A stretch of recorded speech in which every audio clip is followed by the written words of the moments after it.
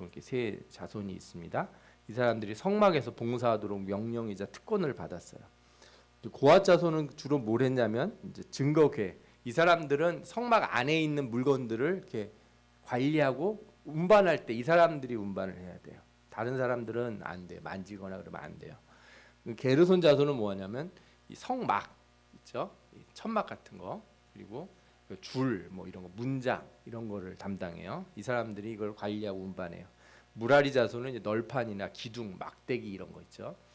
그 그냥 분업을 된 거라고 생각하시면 돼요. 분업이 됐다. 그리고 아론의 후손은 제사장이 되죠. 네, 제사장 가문이 되는데 이 사람들은 나중에 가나안 땅에 들어가서도 따로 땅을 받지 못하고 48개의 성읍과 각 지파에서 드린 11조 이렇게 하나님 앞에 드려진 예물을 이 사람들이 얻게 됩니다. 이게 이제 성막 시대 레위인의 업무의 개괄이라고 보시면 돼요.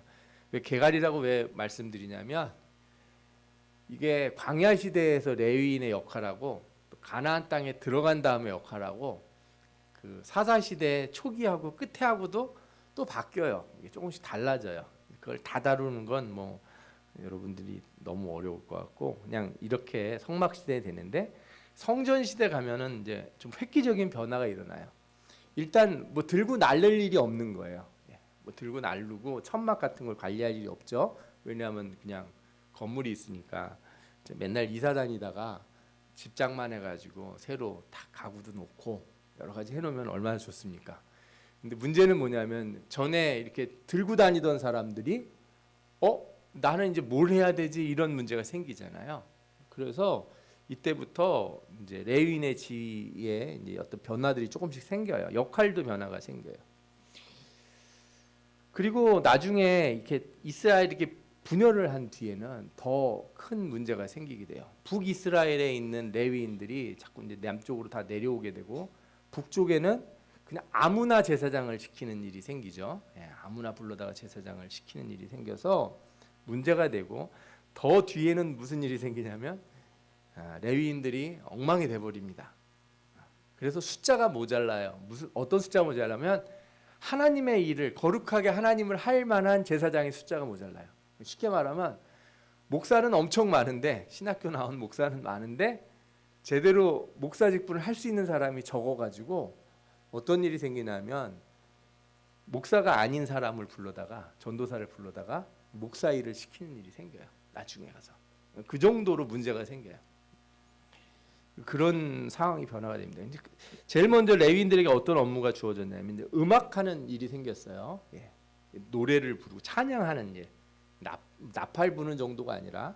그래서 이 변화의 가장 큰 핵심은 언제 생겼냐면 이 다윗 왕 때부터 생겼습니다.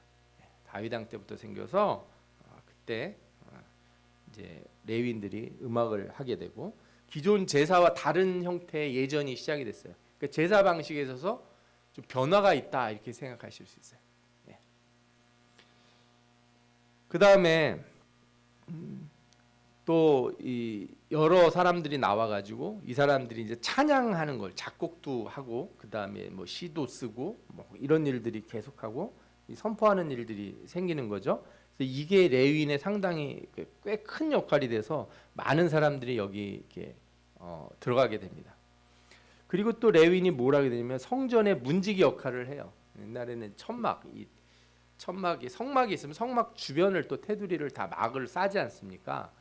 그런데 이제 그런 게 없으니까 성전을 이렇게 문지기 역할을 하는데 이게 문지기가 단순히 경비가 아니에요. 이 사람들이 이 성물을 관리하는 것 이 일을 합니다. 성막에서 성물을 관리했던 것처럼 성전 안에서 성물을 관리해요. 그래서 이 사람들이 하는 역할이 뭐냐, 여호와의 진영의 출입문을 지키는 자들이다 하는 표현이 나와요. 한마디로 말해서 성전 앞에서 이걸 지킴으로써 하나님, 참 뭐라 그럴까요? 이게 대단한 축복인 것 같아요. 제가 보기에 다윗이 그런 얘기 하지 않습니까? 내가 이게 성전에 문지기로 하루 있는 게 더 좋겠다고, 그죠? 왕으로 있는 것보다 저 문지기가 좋다는 얘기가 뭐냐면 하나님이 무슨 보디가드가 필요하신 분이 아니잖아요. 하나님이 무슨 경비가 필요하시겠어요. 그런데 레위인들에게 그걸 맡기는 거예요. 그게 얼마나 대단한 직분이에요. 내가 하나님을 지키긴 뭘 지킵니까? 하나님이 우리를 지켜주시지. 그런데 하나님이 레위인들에게 그런 특정한 업무를 주신 거예요. 이건 너무 감사한 업무죠. 이런 일은 귀한 거예요, 여러분. 이게 뭐 보이지 않는 교회에서도 그렇지만 보이는 교회에서도 이런 사람들이 많이 필요하지 않습니까? 예전에는 사찰 집사님이라고 교회에 있지 않았어요? 이렇게 교회를 이렇게 가꾸고 가는 거. 이거 하나님의 전이니까 하나님이 다 알아서 하실 수 있겠지 이렇게 생각할 수 있지만 그런 걸 우리가 할 수 있다는 것 자체를 좀 귀하게 여길 필요가 있어요. 그리고 이 문지기가 또 뭐냐면 성전세를 징수를 하게 됩니다. 성전에 세금 내는 거 아시죠? 예수님도 성전세 내신 적이 있잖아요. 그런 그 성전세를 징수하고 관리도 해요. 요아스 왕 때는 성전 보수를 위해서 계획을 세우고 관리를 하고 집행을 하는 거예요. 성전세를 받아서 사람들을 불러다가 일꾼을 삼아가지고 그래서 이제 보수도 하고 돈도 지불하고 하는 일도 하는 거죠. 또 성전에 들여진 성물 이런 거를 이제 창고에 쌓아서 관리하게 돼 있는데 이때 레위인들에게 주어진 몫을 관리하고 분배하는 역할을 합니다.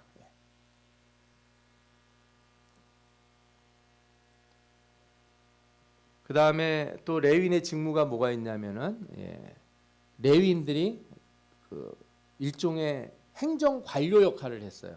관원과 재판관 그 다음에 이런 것을 하는 뭐 일들을 했는데 우리가 서기관이라고 부르는 직책을 기억하시죠? 신약 시대에 보면은 제사장과 서기관들 뭐 이렇게 얘기하는데 서기관들이 다 누구냐? 레위인이라고 생각하시면 돼요.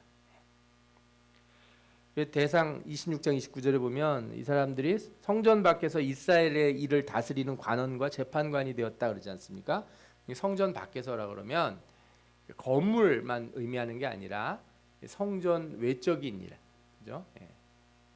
제사 외적인 일에서도 관리하는 일들을 맡았다는 거예요. 또 율법을 가리키고 전수하는 면에서 교육적인 직무도 맡아요. 특히 이제 포로기 때 보면은 에스라나 느헤미야 이런 책 보시면은 다 이렇게 성경을 가리키고 율법을 가리키고 하지 않습니까? 이런 일들을 하는 사람들이 레위인인 거예요. 여러분들 에스겔이 어느 지파인지 아시죠? 에스겔이 제사장이잖아요. 에스겔이 사람들한테 이렇게 하는 거예요. 그런 걸 전달해주고. 그래서 이게 이제 이 이스라엘 말기가 될수록 선지자들이 있긴 있는데 선지자들이 초중기하고는 좀 달라요, 역할이. 그리고 이 제사장과 선지자 역할이 이렇게 약간 뒤섞이기도 해요. 역할의 변화가 생겨나서 이런 변화들이 있었다는 거죠. 그래서 이런 일들 때문에 예수님 시대에도 제사장과 서기관들은 다 어떤 사람들이냐? 그러니까 이제 세속 권력이라고 하면 이제 로마가 있고 로마 총독하고 이제 로마인들이 와서 이렇게 관리하는 백부장들이나 이제 호민관이라고 그러죠. 이렇게 칼 차고 다니는 군인들 이런 사람들이 있어요. 이 사람들은 완전히 이방인인데 점령해서 다스리는 사람들인 거고 그러면은 유대인 자치적인 문제는 누가 해결하냐? 왕으로는 이제 헤롯 왕가가 있죠. 그렇죠? 하스모니안 왕가를 이은 그 헤롯 왕이 있고 그다음 나머지 권력들은 다 이 레위인들이 갖는 거예요. 그래서 이 사람들이 주로 사두개파고 이 사람들은 이 행정부 권력과 사법 권력을 가지니까 이렇게 무슨 천사니 부활이니 이런 거 안 좋아해요. 세금 제때제때 내고 지금 현 시대에서 말을 잘 들어야 돼요. 이게 더 중요해요. 바리새인들은 누구냐? 바리새인들은 레위인이 아니에요. 이 사람들은 율법을 배워서 이렇게 자치적으로다가 그죠? 일종의 뭐 경건주의자들이죠. 이 사람들은 좀 다른 배경을 가진 거예요. 레위인들이 이런 권력을 갖게 되는 데에는 이런 역사가 좀 있었다는 걸 우리가 알 필요가 있습니다. 그래서 이 가장 기본적으로 제사장과 이제 레위인들을 우리가 좀 구분해서 생각을 해봐야 되는데 제사장과 레위인은 뭐가 다르냐? 제사장은 제단과 번제단, 분향단 안에서 쉽게 말하면 성막 안에서 일을 하는 사람이 제사장이고 성막 주변에서 일하는 사람이 누구예요? 레위인이다. 이게 원래 가장 근본적인 구분이에요. 절대 내가 레위 지파라고 그래도 저 제사 드리는 저 안뜰로 들어가면 돼야 안 돼요? 안 돼요. 저 안으로 들어가면 안 돼요. 바깥들에서 이렇게 정리하고 수종을 드는 일, 뭐 속된 말로 이렇게 보조 있지 않습니까? 보조, 보조 업무를 맡은 일, 이렇게 생각하시면 돼요. 그 제사장은 특히 이제 아론의 후손 중에서 다윗 시대 이후에는 사독의 계파, 사독의 후손들이죠. 사독 계열의 후손들이 제사장을 쭉 맡게 되는데, 이 사람들이 이제 분향과 제사, 지성소 일을 했는데, 일이 뭐냐? 이스라엘을 속죄하고 축복하는 일이에요. 그럼 나머지 레위인들은 뭐냐? 성전 기구 관리, 보존, 뭐 양 잡는 거 도와주는 거, 재물 준비해 주는 거, 이런 일들을 다 하는 거예요. 제사를 돕는 일인 거죠. 그런데 아까도 말씀드린 것처럼 히스기야 시대 때 무슨 일이 생겼냐면, 유월절을 지키려고 하는데 제사장이 모자라는 거예요. 제사장이 수적으로 모자라요. 여러분들 이제 유월절을 옛날에는 드릴 때는 그냥 가족끼리 드리는 게 아니고 나라 전체가 다 모여가지고, 남자들은 다 와야 되잖아요. 그러니까 뭐 한두 명이 아닙니다. 뭐 몇십만 명이 와서 뭘 드리면 일주일 내내 해야 되는 거예요. 뭐 얼마나 많이 끌고 왔겠어요, 소나 양을. 그거 다 누가 해야 돼요? 레위인들이 다 모여서 해야 되거든요. 사람이 모자라는 거예요.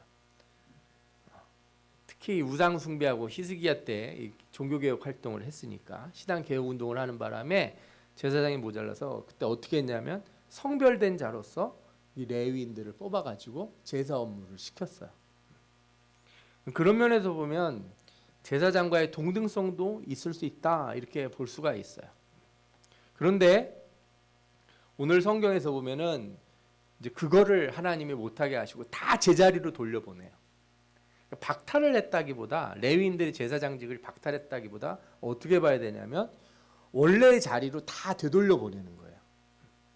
그래서 성전에 대한 이 비전 보여주시는 부분에 나오는 모든 내용들을 살펴보면은, 이건 새로운 일이라기보다 원래 제자리로 돌아가는 것 같다 하는 느낌을 우리가 볼 수가 있어요. 근데 이스라엘 족속이 그릇 행하여 나를 떠날 때 레위 사람들도 그릇 행하여 그 우상을 따라 나를 멀리 떠났으니 그 죄악을 담당하리라. 그래서 레위인들이 그런 일을 했다는 거예요. 여러분들이 이제 생각해 보시면 아실 거예요. 사사시대 말기부터 이 사람들이 개인들한테 고용이 돼가지고 개인 집에서 제사장 노릇도 하고 그랬어요. 그러니까 막 엉망진창이 됐어요. 관리가 제대로 안 된 거죠. 이 성막에서 일하는 진짜 제사장들이 있어요. 아론의 후손 제사장들은 있는데, 나머지 레위인들이 각자 자기 동네에서 어떻게 했어요? 자기 생각에 옳은 대로 하고 사는 사람들이 꽤 되는 거예요. 이러다가 나중에 이게 나라가 분할되면서 더 문제가 생긴 거예요. 그러니까 북이스라엘부터 완전히 타락하고 남쪽도 점점 타락을 해서 이런 문제들이 생겨난 거거든요. 그래서 레위인들이 이런 개념이 없는 거죠. 그래서 이거를 언제적으로 다시 돌리는 거예요? 출애굽 시대 율법을 처음 줬던 때로다가 다 되돌려 버리는 거예요. 레위인들, 니들은 니들 자리 찾아가, 멀건하지 마, 이렇게 하는 거예요. 그래서 제가 보면은 이게 교회 시대에도 이런 일들이 반복해서 일어나요. 처음에 교회에는 사도가 있고, 그 다음에 뭐 집사들도 있고 장로들도 있고 막 이렇지 않습니까? 그런데 그 직책이라고 하는 게 무슨 저기 하질 않았어요. 뭐 강하게 뭐 권력이 있는 것도 아니고 자연스럽게 정의가 됐어요. 자연스럽게 다들 동의하고, 아, 저 사람은 그럴만하다. 왜냐하면 성령의 역사가 나타나니까.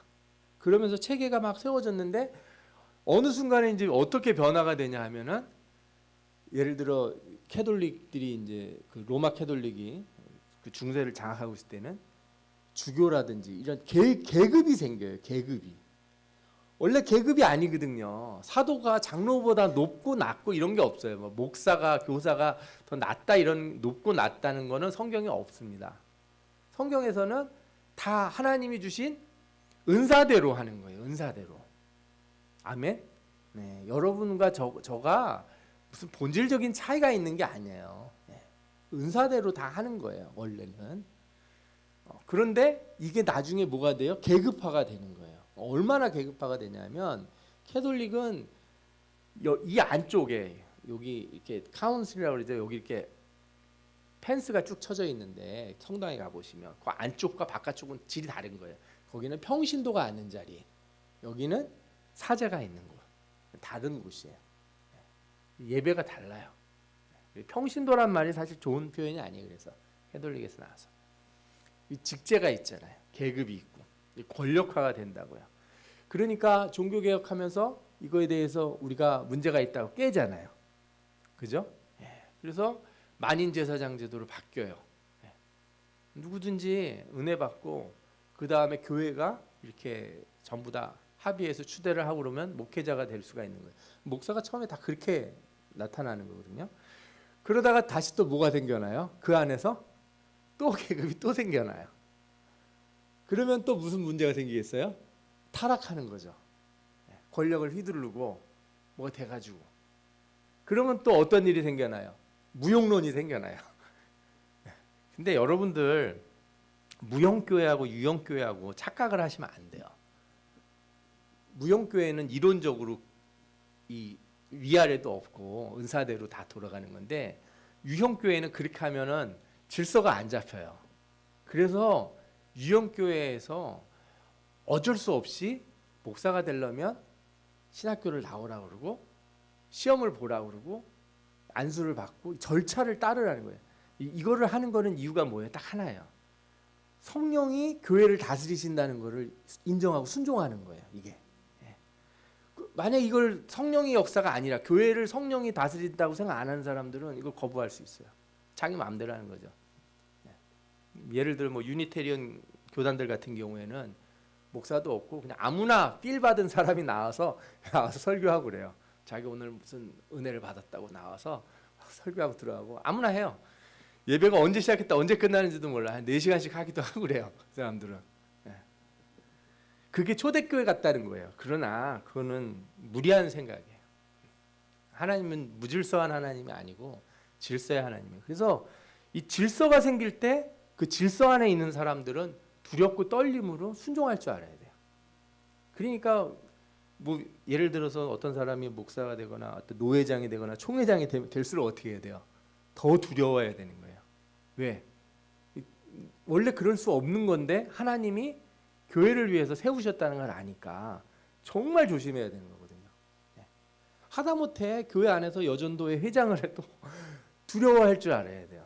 내가 뭐길래 사람들 앞에서 회장을 하냐. 근데 그게 아니라 이상하게 그냥 교회가 조금만 뭐 숫자가 몇 명만 모여도 2명 3명만 돼도 내가 회장하고 너 총무하고 부회장해 이러려고 그래요. 사람들이 이렇게 줄 서는 거 너무 좋아해. 그러면 안 돼요.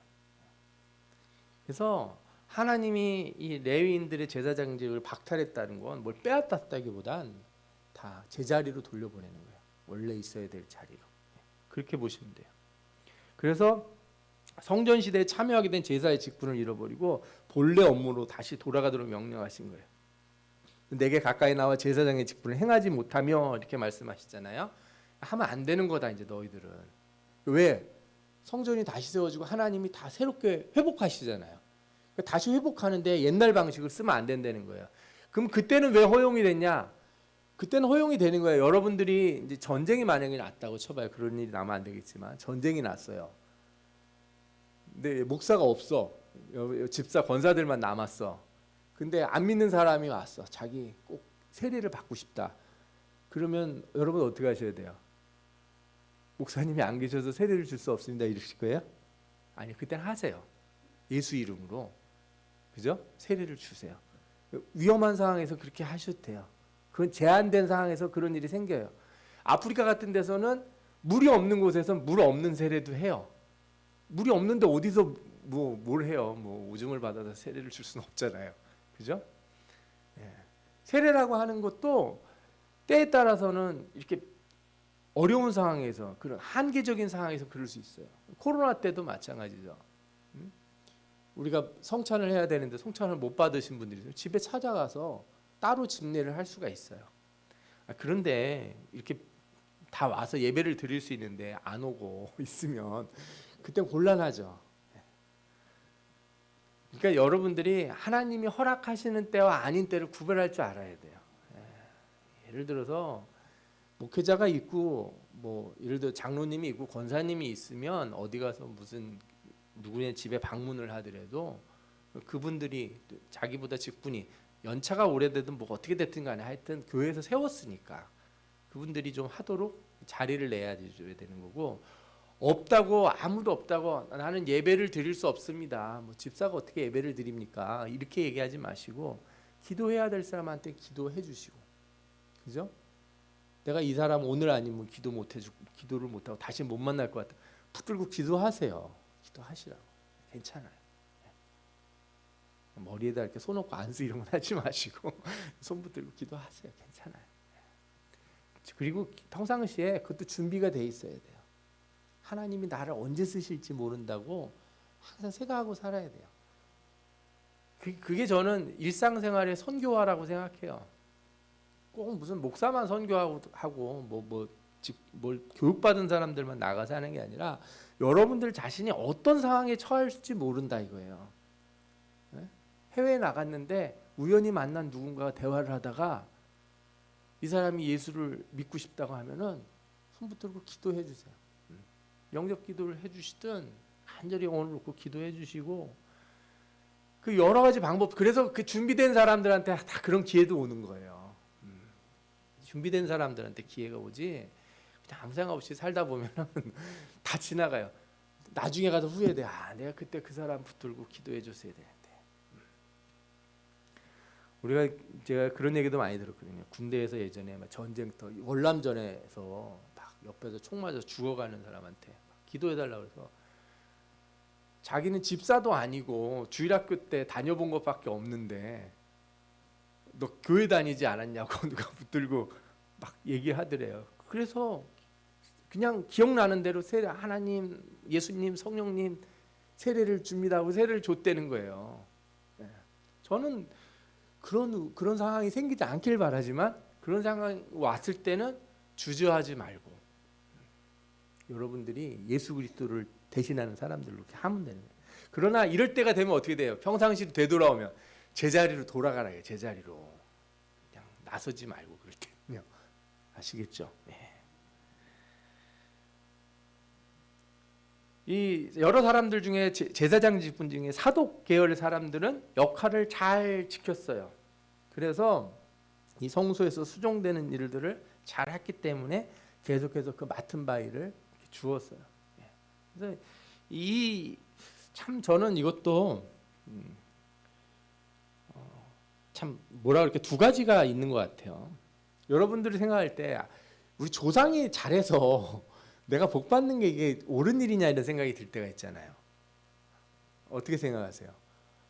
우리나라 조상님들은 어떻게 땅도 이런 땅에 오셔가지고 여름에는 한 40도 되고 겨울에는 한 영하 20도 떨어지는, 그러니까 쭉 추운 동네도 아니고, 그죠? 시베리아 이런 데는 여름에도 10도 이렇게 안 넘어가거든요. 영하 50도 되더라도 상관없어요. 그냥 워낙 추운 동네니까. 근데 우리는 여름에는 엄청 덥고 겨울에도 또 춥고, 그죠? 우리가 조상들이 여기서 산 거에 좀 그렇잖아요. 예를 들어 제가 유럽에 가 보면은 이태리 사람들, 그 사람들은 무슨 복을 받았길래 2000년 전, 3000년 전 조상들이 만들어 놓은 걸로 아직도 돈을 벌어먹고 살아요. 그죠? 그냥 건물이 도시가 다 관광지라 아무것도 한 것도 없는데 돈을 벌어요. 아파트도 제대로 못 짓는다고 그러더라고요. 땅만 파면 유물이 나와가지고 이태리 사는 친구가 있었는데 땅만 파면 유물이 나와서 도시 개발을 하기가 그렇게 어렵대요. 거기가 공항도 늘리기도 어렵고.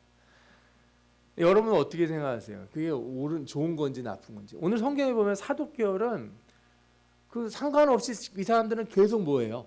제사장이에요. 계속. 은혜죠. 그래서 여러분들이 이런 걸 생각하면은 뭐 아버지가 뭘 신 걸 먹었는데 아들이 이가 시다 이런 건 말할 수 없다 그러지만, 한편으로는 이렇게 대를 흘러 내려가는 은혜도 있다는 거를 잊지 마세요. 여러분들이 잘 하시면 여러분들이 집안 세우시는 거예요. 아멘. 예. 자식들 보면서 그래 천국은 다 지가 믿음으로 가지, 지 믿음으로 가지 뭐 내 믿음으로 가냐 이러지 마시고, 베드로전서에 뭐라 그랬어요? 안 믿는 남편도 아내가 순종하고 그러면은 어떻게 돼요? 구원을 받을지 어떻게 하냐 이렇게 말하지 않습니까? 여러분들이 믿음을 세우는 일, 그래서 여러분들의 믿음은 그 짧은 게 아니에요. 긴 호흡이에요. 마을 어귀에 세워진 나무 하나가 몇백 년 지나서 그 마을에 큰 기둥이 되지 않습니까? 똑같은 일이에요. 여러분들이 지금 가진 신앙이 여러분들 후대에, 여러분들이 몇 대째 지금 신앙을 하는지 모르지만 3대, 4대, 5대에서 한 10대 이렇게 넘어가면 아주 큰 뿌리가 돼요. 그거 정말 좋은 복이라고 확신하시고 꼭 그 믿음 지키시기 바랍니다. 아멘. 예. 그러면서도 한편으로는 하나님이 그런 복을 주셔도 이 사독이라고 하는 계열에서만 대제사장이 나오게 된 배경을 아시잖아요. 중간에 다른 데서도 대제사장이 나왔다가 한번 바뀐다고요. 그리고 쭉 사독 계열에서만 제사장이 나와요. 그 왜 그래요? 실수해가지고 하나님을 말씀을 어기는 바람에. 그러니까 모든 약속이 영원하다고 생각하진 마세요. 나에게 주신 약속도 내가 이거 한번 하나님이 절대로 안 바꾸신다. 그런 이상한 똥배짱으로다가 그냥 자기 하고 싶은 대로 살면서 초등학교 때 나는 은혜 받아서 나는 그런 애들 보면 제가 정말 답답해요. 예전 직장 생활할 때 보면은 그런 얘기는 어디서 하는지 아십니까? 회식 자리에서 자기 옛날에 초등학교 때 학교 예수 믿고 은혜를 받았다는 거예요. 자기는 마음은 기독교 신자라는 거예요. 인구조사할 때 항상 종교란에 뭐라고 써요? 기독교 이렇게 체크한다는 거예요. 참, 그럴 때는 겁을 주죠 제가.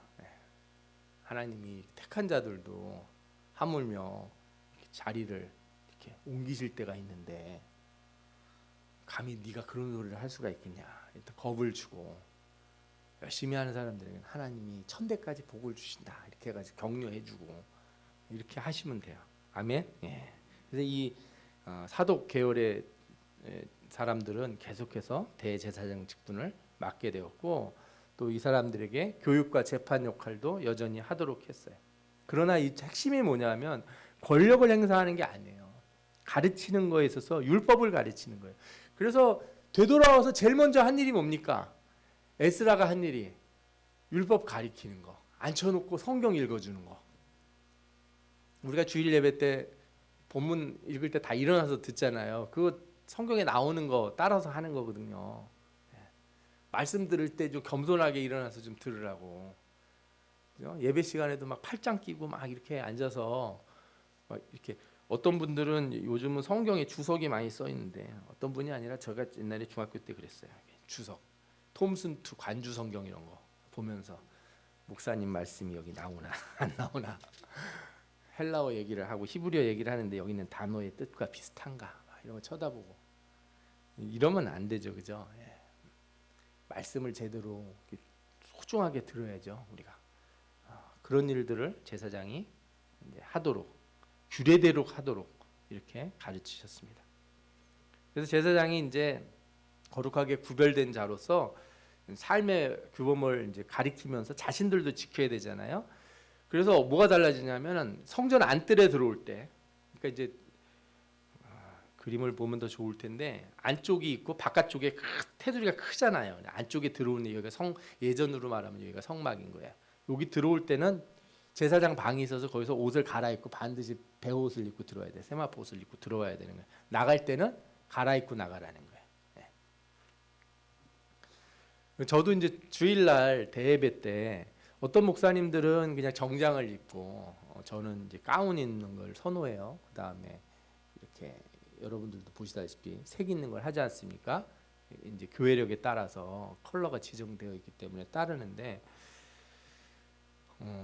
저는 약간 적어도 우리가 예배 중에 수요 예배 같은 이런 예배도 있을 수 있지만 교육적인 예배도 있을 수 있지만 그래도 주일 낮 예배만큼 좀 예전적으로 드려야 된다 이런 생각을 가지고 있어요. 예전적인 예배도 좀 드리고 또 오후 예배 때나 이럴 때는 좀 더 찬양 예배로 드리기도 하고 그런 좀 다양한 예배 형식들을 우리가 추구해 볼 필요 있는데 예전성이 너무 없으면 저는 그건 좀 안 좋다기보다는 좀 그래도 있는 게 좋다. 상대적으로 낫다.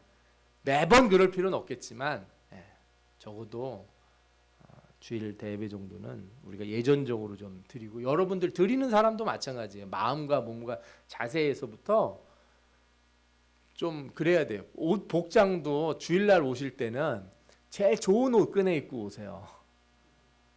예, 제일 좋은 옷 꺼내 입고 오시고, 신발도 제일 좋은 거 신고 오시고. 예. 수요일날 이렇게 추운데 제가 그죠? 멋쟁이처럼 오라고 안 그래요. 오시다가 얼어 죽잖아요. 이런 날은. 이럴 때는 따뜻하게 입고 오고. 예. 무슨 뜻인지 이해가 되시죠? 예. 그러니까 내가 주님 만나러 오겠다. 우리가 주님은 항상 만나잖아요. 그러나 내가 예를 갖출 때가 있는 거죠. 저는 어머니 목사님이랑 같이 사니까 매일 보지만 매일 절하지는 않아요. 매일 이렇게 세뱃돈 달라고 그러지 않고, 그죠? 무슨 뜻인지 잘 이해하셨을 거라고 믿습니다. 예.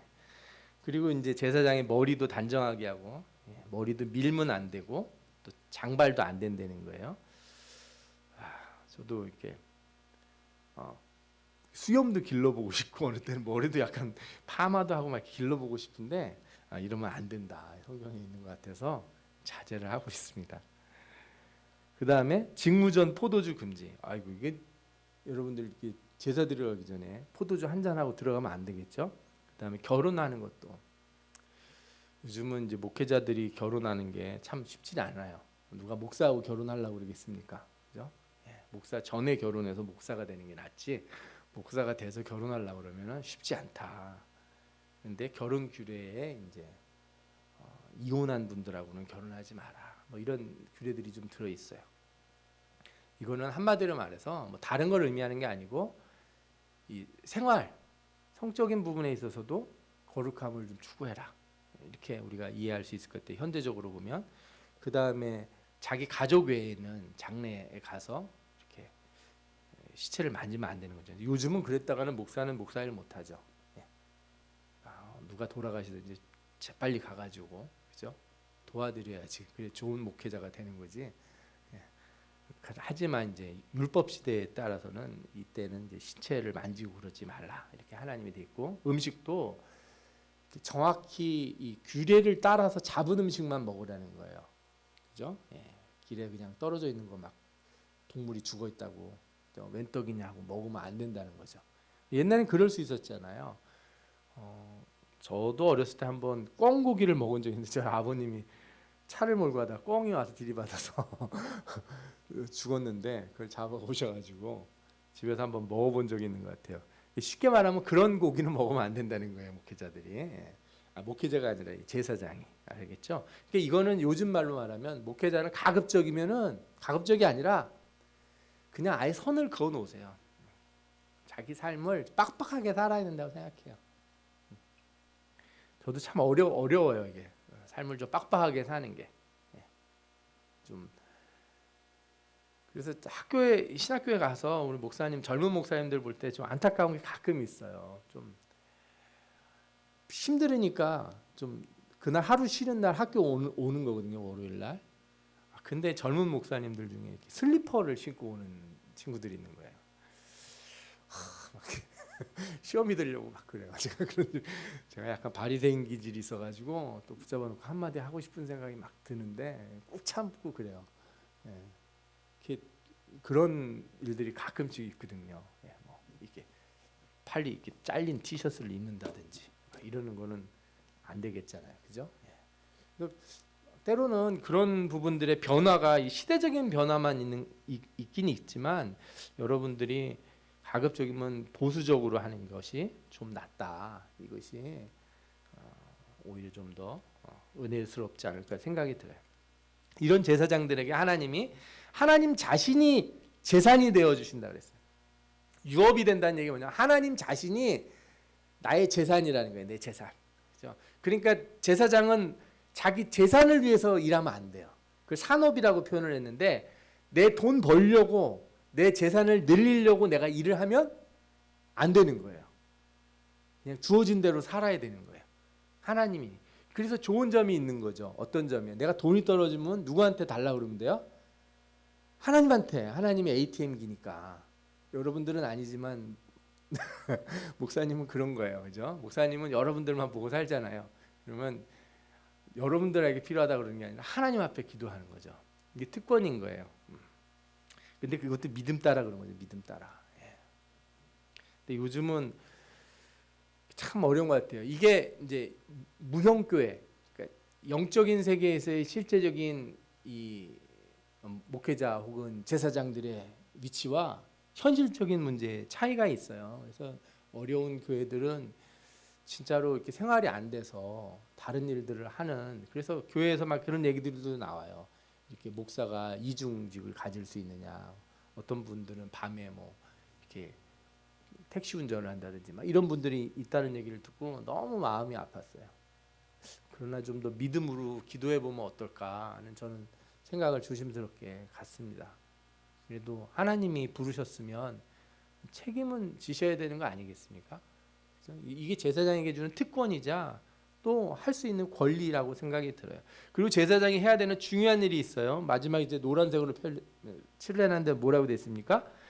그들에게 내 집에 복이 내리도록 하게 하라. 이게 무슨 얘기냐면 이제 사람들이 재물을 가져와요. 첫 재물을 제사장한테 갖다 주라는 거예요. 그러면 제사장이 뭘 해야 되냐면 반드시 복을 빌어줘야 되는 거예요. 이 제사장의 역할 중에 제일 중요한 일이 있는데 그게 복 빌어주는 거예요. 복을 빌어주는 거. 목회자가 돼서도 복을 빌어주는 거, 이게 되게 중요한 일이다. 더 확대해서 해보면 여러분들 모두가 제사장이잖아요, 그죠? 왕 같은 제사장이지 않습니까? 만인 제사장이니까 여러분들도 뭘 해야 돼요? 복을 빌어줘야죠. 사람들 보고, 보는 사람들마다 복을 빌어주세요. 설날 아니어도 좋아요. 항상 복 받으라고 빌어주세요. 그 하면 할수록 좋은 거예요, 그죠? 특별히 이렇게 하나님 앞에 예물을 드리는 사람들. 그 옛날 시골 교회가 그런 게 참 좋았던 것 같아요. 뭐 좋은 거 나면 막 고구마 캤다고 가져오고, 이제 시골 교회 목회하시는 분들 얘기 들어보면은 뭐 주일날 헌금 대신 감자 가져오신 분들도 있고, 뭐 옥수수 가져온 할머니도 있고 막 그랬다는데, 살기가 힘들지만 어떻게 보면은 이 성경적인 모습들이 가끔씩 나와서 그것도 또 나름의 은혜다 하는 생각이 들어요. 어쨌든 여러분들은 하나님 앞에 드리고 그것은 또 이 제사장을 통해서 복을 받는 이런 순환 고리가 이어지도록 하는 것, 이것이 하나님 말씀에서 우리에게 중요하게 가르쳐 주시는 바다 볼 수 있습니다. 그리고 이제 제사장들과 레위인들에게도 땅을 줍니다. 이게 이제 독특한 부분인데, 여러분들이 생각할 때 레위인과 제사장은 원래 땅을 기업으로 받지 못하는 걸로 알고 있었잖아요. 그러나 정확히 얘기하면은 토지가 아예 없는 건 아니고 경작을 하는 게 아닌 거예요. 그냥 이렇게 성전에서 쓸 것들을 조달할 수 있는 용도의 땅들은 조금씩 다 있었거든요. 그 성읍에 거주하면서 그런 것들을 이렇게 받는 거예요. 대신에 레위인은 그 땅을 거래하거나 이렇게 하면 안 되는 거예요. 이거는 완전히 그냥 그 규정된 땅인 거예요. 그런데 이제 이 레위인들에게 하나님이 땅을 주세요. 근데 이 땅을 이렇게 뭐 말이 많이 써 있는데 눈에 안 들어오니까 제가 그림을 가져왔습니다. 잘 안 보이시죠? 잘 안 보이셔도 괜찮습니다. 이쪽에 선이 이렇게 일직선으로 뭐가 쫙 그어져 있지 않습니까? 원래 이스라엘 땅을 나눌 때 지파별로 다 나눴는데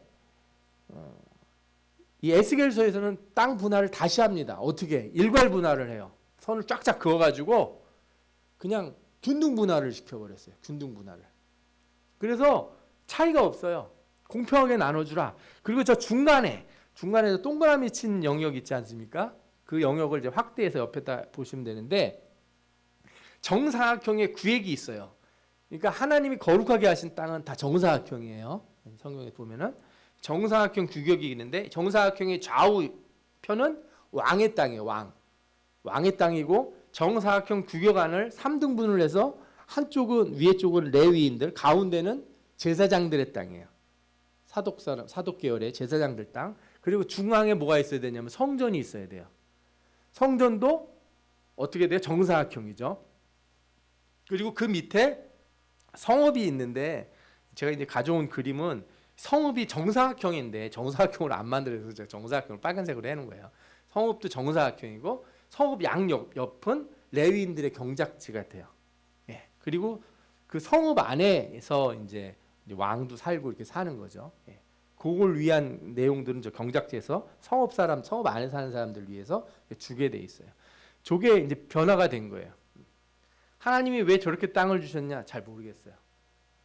저도 많은 연구들이 있는데 사실은 제 마음에 확 들어오는 연구가 없었어요.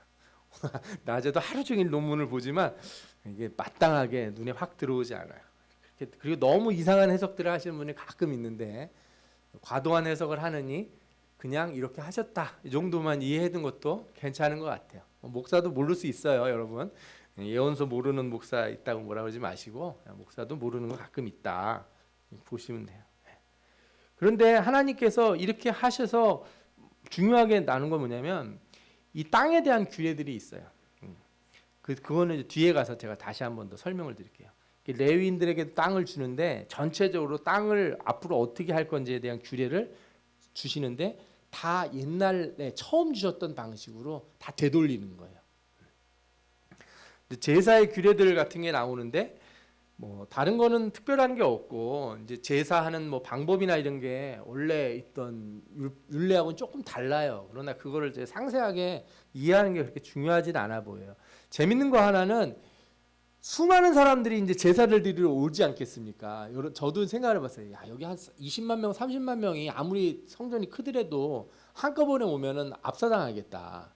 그래서 어떻게 하냐면은 한 사람들은 북쪽에서부터 내려오고 북쪽 문에서부터 남쪽 문으로 내려오고 또 한쪽 부류는 남쪽 문에서 북쪽 문으로 올라가는 거예요. 자, 이렇게 빨간색으로 화살표 보이시죠? 북쪽으로 올라가는 사람, 남쪽으로 딱 이렇게 이열로 가야 되는 거예요. 이게 기본 룰이에요. 왕이 저기 껴도 어떻게 돼요? 왕도 저 루트를 따라가야 돼요. 왕이라고 자기는 다른 길, 다들 멈춰, 나 먼저 드리고 갈래, 이거 안 돼요. 왕도 저 길을 따라야 돼. 그죠? 그래서 이렇게 정해져 있고 그 왕은 그러면은 뭐 전혀 특권이 없냐? 아니에요. 왕은 그래도 왕이잖아요. 왕한테 무슨 특권을 주냐면은 왕은 특별한 때에 저 동쪽 문을 열어줘요. 하나님이 저 동쪽 문 닫아놓으라고 그랬잖아요. 하나님이 들어오신 다음에 나 안 나간다 이제 여기서 동쪽 문을 닫아놨는데 왕이 올 때는 저 문을 잠깐 열어주고 왕이 저 동쪽 문, 저 동문 좁은 저 복도에서 예배를 드릴 수 있게 해줘요. 안으로 절로 들어오면 안 돼. 저 앞에서 들어와서 이렇게 서 있다가 저 통로에서 예배를 드릴 수 있도록 이렇게 허락을 해줘요. 그게 하나님이 주신 은혜 중에 하나예요. 그리고 특별히 자기가 군주가 자원해서 그러니까 안식일이라든지 절기에 따라 드리는 게 아니고 특별한 규례가 있을 때에는 저쪽으로 와서 감사제를 드리고 저 문 닫고 나가면 돼요. 왕한테 저런 규례를 드려요. 그래서 이 성전에 있어서 새로운 질서들을 만들어야 돼요. 예배드리는 흐름의 질서들을. 저는 이거 되게 중요한 것 같더라고요. 예전에 그 사랑의 교회 지금 있는 곳 말고 옛날 옥하는 목사님이 있었을 때 그 지하 성전이 있었는데 제가 거기서 예배를 좀 들어본 적이 있는데 처음에는 이 강남에 바깥에서 보던 교회가 작잖아요. 안에 들어갔더니 엄청 큰 성전이 있는 거예요. 근데 이게 흐름을 잘 계산했던 것 같아요. 사람들이 나오고 들어오는 흐름이 잘 빠져나가게. 동선도 되게 중요한 것 같더라고요.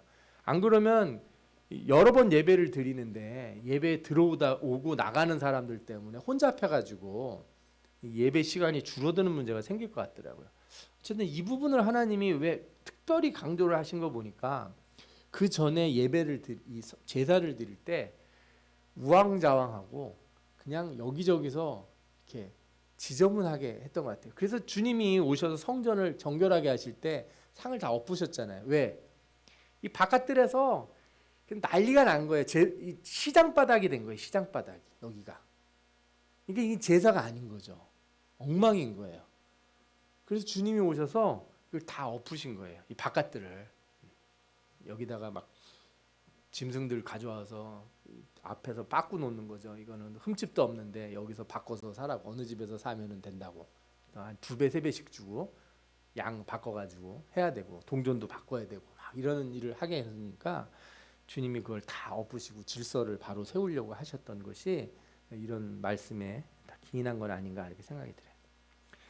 토지 분할 얘기를 좀 말씀드리면 아까 말씀드린 것처럼 균등 분할을 해요. 균등 분할을 하는 게 가장 큰 특징이고 성읍과 성전 땅은 정사각형 모양이라는 거예요. 그죠? 예. 공평하게 나누라는 게 이게 원래 하나님 뜻이었던 것 같아요. 근데 문제는 뭐냐면은 이제 이게 옛날 나눴던 거하고 새로 나눠 놓은 거, 저 갈릴리 호수하고 사이의 크기를 제가 비교하느라고 선을 그어 놓은 거예요. 대충 어느 정도인지 보시라고. 근데 여러분들이 이스라엘 땅에 안 가보셔도 대충 아실 거예요. 이 지도만 가서 찾아보셔도 이스라엘이 이렇게 산악 형태로 돼 있어요. 저 바다 쪽에서부터 쭉 올라갔다가 밑으로 확 떨어져요. 그리고 다시 올라가요. 그리고 사이는 해발고도보다 바다 수면 해수면보다 더 낮잖아요. 저렇게 땅을 나눌 수가 없어요. 나눠 본 적도 없고. 저건 영적인 의미에서 하나님이 모든 지파들에게 균등하게 나눈다는 뜻이에요.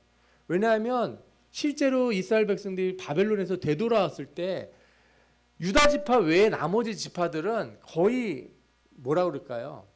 엉망이 돼버린 상태예요. 아수르에 멸망한 다음에 막 뒤섞여서 혼혈이 돼버렸고, 그 사람들이 예전처럼 지파를 나눌 만한 그 정도의 인원이 제대로 되질 않았어요. 그래서 예수님 시대 때는 자기가 무슨 지파인지 말할 수 있는 사람이 거의 한 3지파 정도밖에 안 됐다, 이렇게 보실 수 있어요. 대부분 다 뭐라고 불러요? 자기를 유대인이라고 부르죠. 유대인. 유다 지파 사람이라는 거예요. 유대인들이고, 그 다음에 바울처럼 유다 지파하고 가장 가깝게 있던 사람들이 누구예요? 베냐민 지파. 베냐민 지파는 자기가 베냐민 지파라고 얘기할 수 있었던 것 같아요. 유다 지파와 같이 있었으니까. 그 다음에 나머지 하나는 레위인들이죠. 예. 그 밖의 지파들은 신약 성경에서 거의 언급한 바가 없어요. 어느 지파인지. 그 정도로 이렇게 망가졌는데도 불구하고 저렇게 지파를 나눠줬다는 건 영적인 의미가 있다. 그래서 여러분들이 요한계시록에 12지파 이름이 나올 때 실제로 12지파가 그렇게 존재할 수 있는가? 그건 지금도 의문이에요. 지금도 이스라엘 사람들, 유대인들 만나가지고 또 무슨 지파인지 아냐? 그러면 아는 사람 별로 없어요. 그런 특별한 소수의 몇만 명도 안 되는 사람들만이 그 옛날에 이런 전통들을 지키고, 대부분의 유대인들은 다 세속화됐거든요. 그래서 이거는 현재에 있는 유대인이나 실제 혈통적인 유대인들을 위한 것이라기보다 하나님이 미래에 이스라엘 사람들뿐만 아니라 모든 하나님의 나라의 백성들에게 균등하게 하늘의 복을 나눠주시겠다, 이렇게 이해하는 것이 저는 옳다고 봐요. 감사하죠. 그래서 저희는 5시에 이 포도원에 불려간 일꾼들하고 비슷한 거예요. 아멘. 무슨 뜻인지 아시죠? 네, 우린 엄청 감사한 사람들이에요. 저 9시부터 일하던 사람들 있거든요. 9시가 뭡니까? 6시에 봉고차 타고 와서 일하던 양반들도 있는데, 우리 5시에 갠신히 놀고 있다가 어떻게 불려와가지고, 그죠? 그래서 우린 열심히 해야 되는 거예요. 1시간밖에 일 못하니까 진짜 열심히 일하고 열심히 전도하고 열심히 선교하고 막 이래야 되는 거죠. 하나님이 이렇게 다 골고루 나눠주신다고 그러니 얼마나 감사해요. 그죠? 그리고 이 토지의 분할에 관련된 가장 핵심이 뭡니까? 절대로 토지는 남한테 줄 수 없다. 아멘. 이게 경제 원리예요. 구약의 경제 원리의 핵심이 뭡니까? 신현제도. 땅은 다 누구 거다? 하나님 거다. 왕의 것이다. 왕이 그 왕이 아니고 다윗 왕이 아니라 하나님이 왕이시니까. 그래서 땅은 전부 뭐예요? 리스예요, 리스. 네. 우리한테 하나님이 나눠줘서 우리는 세를 내야 돼요. 1년에 한 번씩 뭘로? 11조로 세를 내는 거예요. 땅에 대한. 그죠? 그리고 내가 땅을 팔아도 그 사람은 그 땅을 가질 수 없어요. 왜? 땅 주인이 허가를 안 했기 때문에. 다 되돌려줘야 되는 거예요. 신년이 되면. 그게 이스라엘을 빈부 격차가 커지지 않도록, 양극화가 안 생기도록 만드는 가장 중요한 원리였어요. 그게 깨지면서 우상을 숭배하면서 제일 생긴 문제가 그거거든요. 우상 숭배에는 그런 규칙이 없으니까 남의 땅을 다 뺏어가는 거예요. 아합 왕이 막 땅 뺏어가고 그러잖아요. 왕도 그렇게 하면 안 되는 거거든요. 절대로 그렇게 하면 안 되는 건데 그게 깨졌다는 거예요. 그래서 그 제도를 다시 복원시켜줘요. 왕도 누구한테 땅을 주면 아들한테 준 땅은 아들이 계속 갖는 거죠. 왕의 후손이니까. 근데 만약에 왕이 내 땅을 다른 사람한테, 신하한테나 어떤 종한테 줬어요. 그러면 종도 어떻게 해야 돼요? 희년이 되면 왕한테 돌려줘야 돼요. 왕한테 받았는데도 어떻게 돼요? 땅만큼은 왕한테 돌려줘야 돼요. 그래서 이 제도를 다시 살리라는 거예요. 나라의 경제 제도를 하나님이 관리하는 곳으로 다 원상복귀시켜라. 이렇게 말씀하셨어요. 그리고 또 한 가지 중요한 거는 타국인에게도 분할이 돼요. 함께 머물러 사는 타국인, 할례 받은 사람들, 마음과 몸에 할례를 받은 사람들에게도 나누어 줄 수 있도록 한다. 왕은 양옆에 땅 갖도록 했다고 그랬지 않습니까? 저 거룩한 저 정사각형 양옆에 왜 그렇게 주셨는지 알아요? 그 땅 가지고서 백성들 땅 뺏지 말라고. 딱 말씀이 나와요. 나의 왕들이 다시는 내 백성을 압제하지 아니하리라. 내가 땅 줬으니까 그 땅으로 만족해하고 뺏지 마라. 그래서 여기에서 나오는 왕이 이렇게 예수님을 상상하면 안 돼요. 여기에는 나오는 군주가 되게 보면은 좀 중간적인 어떤 입장을 가지고 있어요. 그냥 몇 장 안 남았, 2장 정도 남았으니까 시간이 좀 지났지만 그냥 계속 하겠습니다. 그리고 그 거룩한 성이 있는데 앞서 보신 것처럼 요 부분 있죠. 아까 빨간색으로 되어 있던 어디 있죠? 여기 요 빨간색으로 된 성읍. 저 성읍에 있는 그 땅, 그 성읍을 뭐라 부르냐면 저 예루살렘 땅인데 저기를 여호와 삼마라 부르겠다 이렇게 하셨어요. 내가 거기 있다 이런 뜻이에요. 주님이 거기 계신다. 아주 좋은 이름이죠. 그래서 이 구약 시대 특히 예언서에 나오는 하나님의 약속의 핵심이 뭐냐? 내가 너희와 함께 영원히 거하리라. 아멘. 임마누엘의 하나님. 내가 너희를 떠나지 않을 것이다. 너희들에게 새 영을 부어줘서 너희로 하여금 말씀에 순종하게 할 것이고 내가 너희와 항상 같이 있을 것이다. 이게 이 뭐라 그럴까요? 이 새로운 약속이에요. 이게 언약의 변화를 보면은 이전 언약과 달라진 점, 추가된 점이 뭐냐? 하나님이 항상 함께 하시겠다는 약속이에요. 이 약속의 그 시작이 뭐예요? 예수 그리스도가 오심이고 성령이 우리에게 오심 아니겠습니까? 이것이 우리에게 주신 하나님의 큰 은혜다 이렇게 보시면 되겠어요. 뭘 가리키는가? 아까도 말씀드린 것처럼 이게 역사적으로 실현된 적도 없고 종말론적인 해석도 어려워요. 이걸 에스겔서 이 부분을 요한계시록과 연결해서 해석하시는 분들도 있는데 짝이 안 맞아요. 억지로 맞힌 경향이 있어요. 그래서 이거는 그렇게 이해하기는 좀 어렵다. 대신에 이스라엘의 역사적 회복과 종말론적인 하나님 나라 사이에 세워져야 될 율법과 은혜를 포함하고 있어요. 그러니까 임시적인 것으로 보여져요. 제가 봐도. 성전에 대한 환상이 보여지고 전제단 봉헌하고 하나님의 영광이 다시 되돌아오고 레위 지파와 제사장 역할이 정의가 되고 거룩한 땅이 지정되고 절기 규례가 나오고 성전에서 물이 흘러나와서 땅이 회복이 된 다음에 그 땅을 분배하는 내용으로 40장부터 48장까지 나오거든요. 그러니까 이것이 무엇을 의미하는가? 하나님이 다시 회복시켜줘서 다 원래대로 복구하신다는 거예요. 원래대로. 그래서 제가 보기에는 이 말씀들이 가르치는 바가 분명해요. 다시 하나님이 우리에게 약속을 주시고 우리가 깬 약속을 하나님이 다시 주시고 그 성전을 떠나셨던 하나님의 영광이 다시 돌아오셔서 다시 거하시고 우리에게 새 영을 부어주셔서 다시 새롭게 해주시고 마른 뼈와 같은 우리를 다시 소생케 하시고 그리고 땅과 모든 걸 다 새롭게 우리에게 주세요.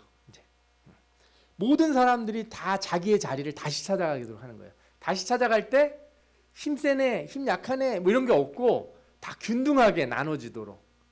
그렇죠? 예전에 있던 것 리셋하고서 다 균등하게 나눌 수 있도록 역할을 다 주어져요. 그래서 이 모든 사람이 자신의 자리를 찾아가게 되잖아요. 이게 그럼 무슨 의미겠어요? 우리에게 어떤 기회가 주어진 거예요? 다시 시작할 수 있는 기회. 다시 말씀대로 살 수 있는 기회. 다시 하나님의 약속을 붙들고 시작할 수 있는 기회. 저는 이게 너무 감사한 은혜라고 생각해요. 예수 그리스도가 십자가에 달려 죽으시고 우리를 죄에서 용서하셨어요. 그 다음에 우리는 어떤 상태가 돼요? 그때 다시 시작할 수 있는 거거든요.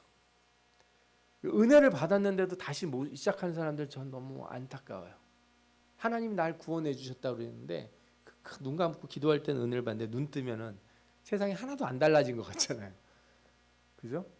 눈 감고 막 눈물 펑펑 쏟을 때는 진짜 주님이 막 다 해주시는 것 같은데 눈 뜨고 나면은 아무것도 안 달라진 것 같아. 근데 아니라는 거야. 우리에게 은혜를 주셔서 다시 시작할 수 있게 하셔요. 이 다시 시작하는 은혜를 붙드시기 바랍니다. 다시 주시는 말씀, 다시 주시는 약속, 다시 주시는 성령의 은혜를 붙드시고 새롭게 시작하셔서 이제 하나님께 영광 돌리고 그분이 우리와 영원히 거하신다고 약속하셨으니 그 약속을 붙들고 나가시는 여러분들 되시기를 축원합니다. 아멘. 우리 기도하겠습니다. 오늘 말씀을 생각하면서 다 같이 통성으로 기도할 때 아버지 하나님이 주신 은혜 감사합니다. 우리 다시 시작하게 하시고 새롭게 하게 하시고 우리 2023년에는 정말로 작년에 하지 못했던 것, 그 전에 우리가 결심했던 거 하지 못했던 것 아버지 하나님의 은혜로 새롭게 할 수 있도록 주여 붙들어 주옵소서.